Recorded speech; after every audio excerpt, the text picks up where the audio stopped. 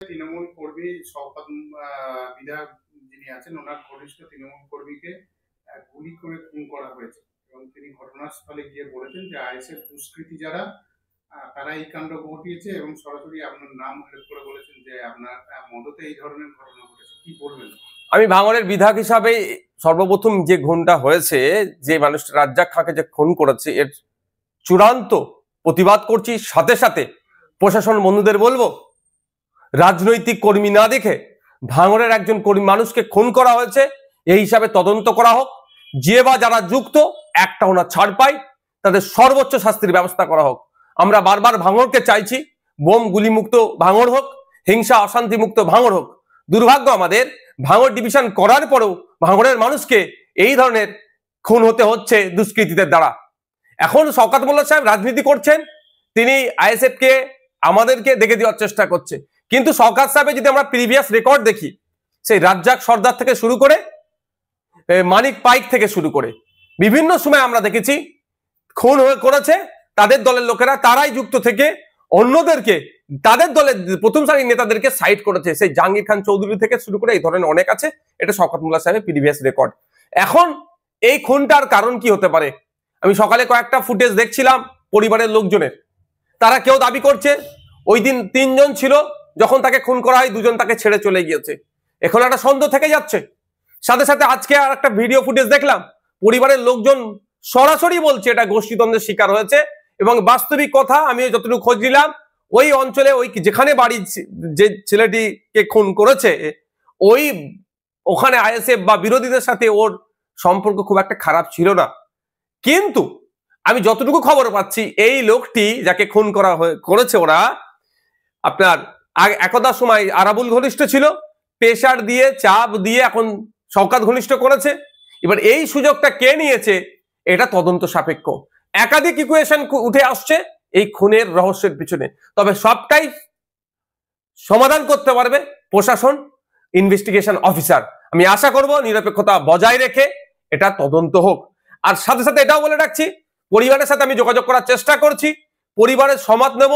পরিবার যদি চায় সিবিআই ইনভেস্টিগেশন হোক, পরিবারের হয়ে প্রয়োজনে আমি মামলা করব সিবিআই ইনভেস্টিগেশন করার জন্য।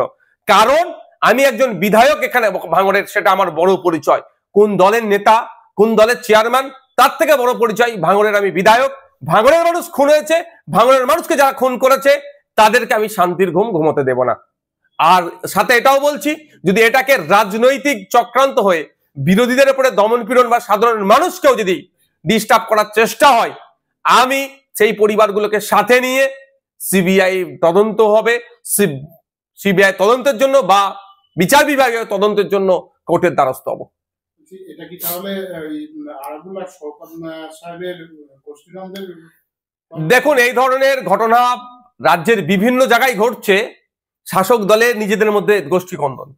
আমি শুধু বলছি না, আপনি দেখুন ওই পরিবারের একজন কর্তা, আজকে তিনি বক্তব্য তার দেখবেন, তিনি বলেছেন সরাসরি এভাবে বলেছেন যে এটা গোষ্ঠীদ্বন্দ্বের শিকার হয়েছে। আর আমিও বলছি, যখন আমার কাছে খবর এসেছে, আমি যতটুকু খবর নিতে পেরেছি, যে এটা সম্পূর্ণরূপে গোষ্ঠীদ্বন্দ্বের শিকার হয়েছে। হয়তো শওকত মোল্লা সাহেব এই বিষয়টা অনেক কিছু জানেন, এটা অনেক কিছু জানেন শওকত মোল্লা সাহেব, তদন্ত সঠিক করলে উঠে আসবে। ভাঙড়ের বিষয়টা নিয়ে শওকত মোল্লা সাহেব সরাসরি কিন্তু আইএসএফ কে দোষারোপ করেছে। এটা কি মানে আপনি যুক্ত সরাসরি আপনার? দেখুন, আমরা এতটা এখন হিংস্র হয়ে উঠতে পারিনি, আর কোনোদিন হবারও ইচ্ছাও নয় যে একটা মানুষের প্রাণ নিয়ে নেব রাজনীতি করার জন্য। আমরা সমাজ ব্যবস্থার পরিবর্তনের জন্য রাজনীতিতে এসেছি, ক্ষমতা দখল আমাদের স্বপ্ন নয়। শওকত মোল্লা সাহেবের পাস্ট হিস্ট্রি যদি আমরা দেখি, এই কাছে তিনি সিদ্ধহস্ত, খুন খারাপি করিয়ে, মারামারি করিয়ে, গোষ্ঠীদ্বন্দ্ব করিয়ে অপরের দিকে, বিরোধীদের দিকে দাগিয়ে দিত। নমিনেশন আটকাচ্ছে, আবার বলছিনি যে বিরোধীরা প্রার্থী খুঁজে পাচ্ছে না। এখন আমি বলছি, এই যে খুনটা হয়েছে, শওকত মোল্লা সাহেবকে যদি সঠিকভাবে জিজ্ঞাসাবাদ করা হয়, এই খুনের অনেক রহস্য উন্মোচন হবে।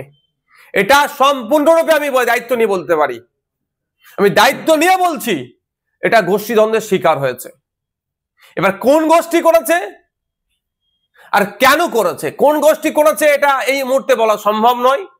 কেন করেছে এটা আমি বলতে পারি, সেই দিনের শেষে ভাগ বাটোয়ারার লড়াই, এ বড় নেতা হয়ে যেতে পারে, সে ছোট নেতা হয়ে যেতে পারে, এই মর্মে একটি ছেলেকে খুন করা হলো। আমি ভাঙড়ের বিধায়ক হিসাবে রাজনীতির ঊর্ধ্বে গিয়ে বলছি, এই খুনের আমি চরম বিরোধিতা করছি। এর প্রতিহত হওয়া, এইটা প্রতিকার হওয়া দরকার। এই ধরনের কর্মকাণ্ড প্রতিহত করার জন্য মমতা ব্যানার্জি ভাঙড় ডিভিশন দেওয়ার পরেও কেন ভাঙড়ের মানুষকে খুন করতে হবে, তার রাজনৈতিক পরিচয় কি আছে আমার দেখার দরকার নেই। আমি একজন বিধায়ক, জনপ্রতিনিধি, প্রত্যেকটা মানুষের সুরক্ষা যাতে পাই তার দেখার দায়িত্ব আমার। সেই জায়গায় আমি দাঁড়িয়ে বলবো, যত তাড়াতাড়ি সম্ভব ইনভেস্টিগেশন হোক, যে বা যারা খুনের সাথে যুক্ত তাদেরকে সর্বোচ্চ শাস্তির ব্যবস্থা করা হোক। আর পরিবারের সাথে যোগাযোগ করব, পরিবার যদি আমাকে ইনশিওর করে, আশ্বাস দেয়, পরিবারকে সাথে নিয়ে আমি এই মামলাটি যাতে হয় বিচার বিভাগীয় তদন্ত হোক বা সিবিআই তদন্ত হোক, যদি পরিবার চাই, আমি তার জন্য মুভ করব কোর্টে।